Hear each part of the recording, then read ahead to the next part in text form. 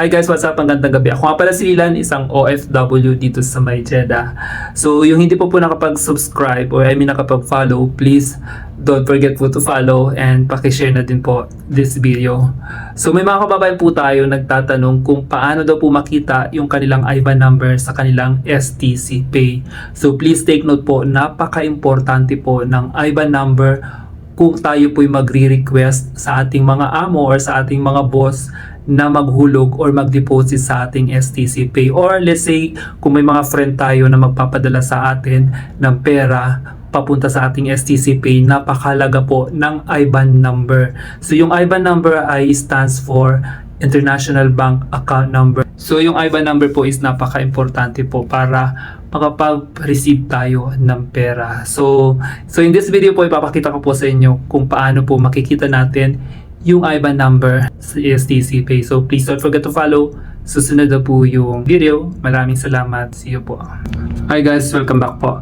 So una pong natin gawin is, of course, kailangan natin mag-login sa STC Pay. So ayan. So after malagin natin, i-click lang po natin itong nasa left side yung Add Money. So after clicking Add Money po, so makikita natin dito itong tatlong option dito. So how do you want to add money? So may tatlong option dyan, debit or credit card. Yung pangalawa is bank transfer, yung pangatlo is sa that instant payment.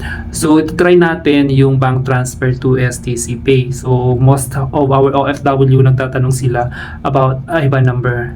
So let's say click po natin yung IBAN number. So here po makikita natin na may mga partner banks po ang STC Pay. At yung dalawang account number na po yan, naka-assign na po yan sa inyong STC Pay. So meron ditong Riyadh Bank, yung isa is Arab National Bank. So i-click lang po natin yung partner bank na Riyadh Bank. So dito po sa baba, makikita natin yung information. So napaka-importante po dyan, i-copy natin yung IBAN number na makikita nyo dyan sa baba. So i-copy lang po natin yan and then i-share po natin sa ating mga amo or sa boss natin or sa mga friends natin kung sila ay magpapadala ng pera. So meron din dito another bank po is yung Arab National Bank. So try po natin i-click.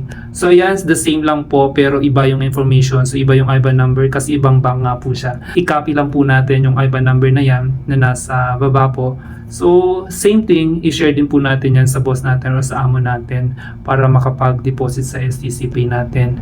So tignan natin yung ibang option dito aside from IBAN or bank transfer. Meron dito yung pinaka-common din, ito yung nasa baba, yung Sadad Instant Payment. So dito po sa Sadad Payments, usually nasa 8 or 10 numbers po yata yung Sadad number. So what we are going to do is, we should copy the Sadad number. Yan po, click lang po natin yung copy dyan.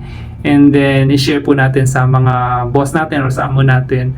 So instant payment po yan once they have transferred po ng pera, so real time po yan, so marireceive nyo agad yan, so usually kapag transferred through sa that number po. So ganun din po yung bangko sa IBAN, kapag nag-transfer sila gamit ang IBAN number, so most probably real time din po yung pag-transfer. So minsan may mga delayed, especially kapag nagpadala ng weekend, let's say ng Friday or Saturday, so most likely marireceive nyo na po siya in the coming days like Sunday po. So ayun guys, napakadali lamang po, diba? So if you like the video po, please don't forget po to follow and of course maraming salamat and paki-share na din po. Bye bye and God bless you all po.